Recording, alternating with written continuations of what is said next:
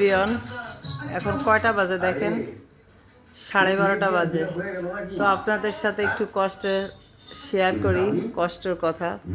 দেখেন রাত কত বাজে আর আমরা এই যে কতগুলা শাক নিয়ে আসছি। দিনের বেলার সময় পাই না, যেহেতু আমি বিজনেস করি, আবার বাসায় রান্না বান্না সব মিলাই খুবই মানে এই সমস্ত ছোট খাটো কাজ হলেও এগুলো আমার কাছে খুব কঠিন কাজ মনে হয়। শাক কাটাকাটি, মাছ কাটাকাটি। তো ওই যে শাকগুলা নিয়ে আসছি আর এখন এই যে আমাদের তানজিনা কাটতেছে। ঘুমায় যে পড়ে যাচ্ছে তাও কাটতেছে, আমিও সাহায্য করতেছি সাথে। তো আসলে শাক একদম খাওয়া হয় না, এই সমস্ত কষ্টের কারণে খাওয়া হয় না। তো আজকে চিন্তা করলাম যে একটু নিয়ে যাই। আসলে কষ্ট হলেও শাক সবজি খাওয়া চোখের জন্য খুবই ভালো।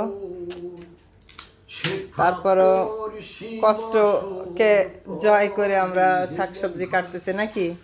হ্যাঁ, এদিকে নাটকও দেখতেছি, মাথা গরম ফ্যামিলি। কি করব, সময়টা তো পার করতে হবে। চোখে যদি এনার্জি না থাকে তাহলে তো আমরা এই কাটাকাটি পারবো না, না তানজিনা? এই জন্য আমরা নাটক দেখতেছি আর এদিকে কাটাকাটি করতেছি।